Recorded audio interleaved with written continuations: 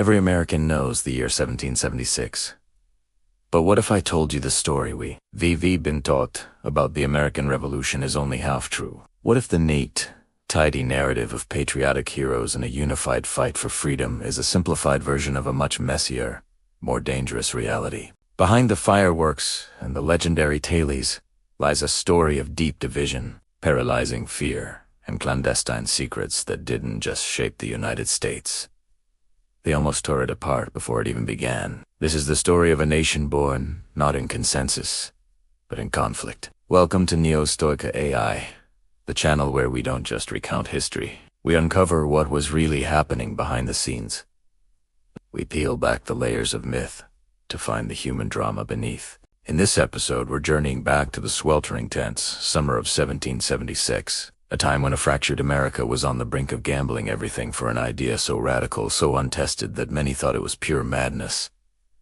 Independence. This wasn't a foregone conclusion. It was a knife's edge, and one wrong move could have plunged the colonies into a civil war they couldn't win.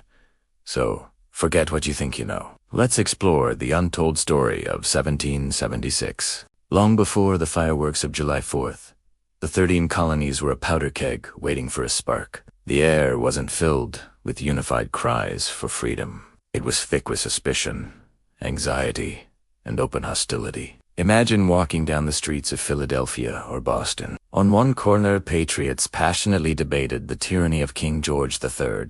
On another, loyalists, who made up nearly a third of the population, argued that breaking away from the British Empire was an act of suicidal folly. These weren't just political disagreements. They were family-splitting, friendship-ending battles that played out in taverns, in churches, and across dinner tables.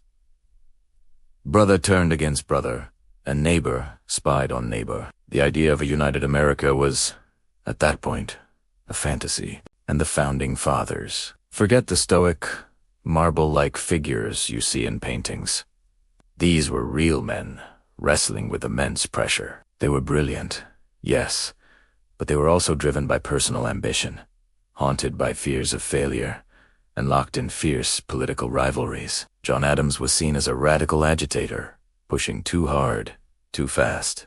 John Dickinson of Pennsylvania pleaded for caution, fearing a war with the world's greatest superpower would lead to utter destruction. The heroes we celebrate weren't a band of brothers holding hands. They were a room full of rivals, each with their own vision for what America should be, and if it should even exist at all. This wasn't a revolution of one mind, but a clash of many. When Thomas Jefferson drafted the Declaration of Independence, it wasn't just a polite letter to the king. It was a revolutionary manifesto, a public severing of all ties. For the delegates of the Continental Congress, signing it was the equivalent of signing their own death warrants. They knew that if the revolution failed, they wouldn't just be political outcasts. They would be captured, tried for treason, and hanged. The document we now revere as a sacred text was Too Many Colonists.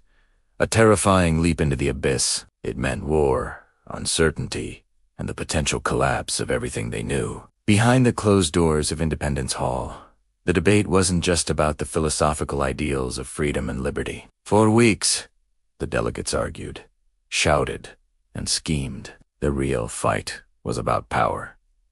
Who would control this new nation? Would the large, wealthy colonies like Virginia dominate the smaller ones? What would happen to the institution of slavery? An issue so divisive that it was deliberately sidestepped in the final draft to avoid shattering the fragile alliance. The Declaration was a compromise, a document papering over deep cracks that would continue to haunt the nation for generations. It wasn't the end of the argument, it was the explosive beginning of a new one. While George Washington was leading his beleaguered Continental Army, often in retreat, the real war was also being fought in the shadows. This was an intelligence war, a battle of secrets and spies that was just as crucial as any battlefield victory. In British-occupied New York City, a network of clandestine operatives risked their lives daily to gather information. We often hear of Nathan Hawley, but what about the unsung heroes whose names are footnotes in history, if they appear at all? People like Hercules Mulligan, an Irish immigrant, and tailored to high-ranking British officers. While fitting them for new uniforms, he would listen to their conversations, picking up vital intelligence about troop movements and strategies. which he then smuggled out to Washington's camp, or considered James Armistead, Lafayette, an enslaved African American who posed as a runaway.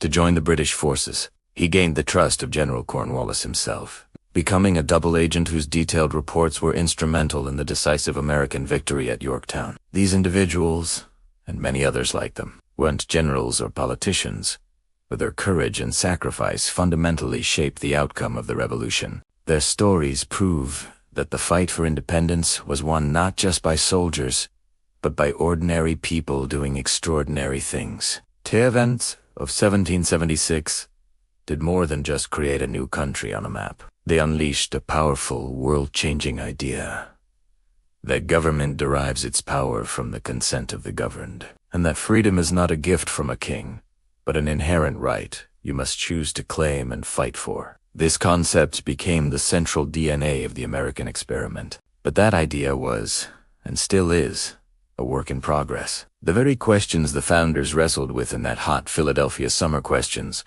about the nature of liberty, the balance of power, the meaning of equality, and who gets to be included in "we the people," are the same questions that have echoed through American history ever since. Every major debate, from the Civil War to the Civil Rights Movement to the political arguments we have today, is in some way a continuation of the conversation started in 1776. The legacy of that year is Untold, a finished monument. It's a living, breathing dialogue about what it means to be an American. A dialogue that each generation is called upon to join. So, the real story of 1776 isn't about dates and famous signatures. It's a profoundly human story about imperfect people who, despite their fears and divisions, dared to believe in something bigger than themselves. They took a gamble on an unproven idea, and in doing so, they lit a fire that continues to burn nearly 250 years later. The questions they asked are still our questions. The challenges they faced are still our challenges. And their story reminds us that history is never truly in the past. If you believe that understanding our past is essential to navigating our present, and that these hidden stories deserve to be told, then make sure you subscribe to Historica AI, hit that notification bell so you never miss an episode where we bring America's true, complex, and fascinating past back to life. Thank you for watching, and we'll see you next time.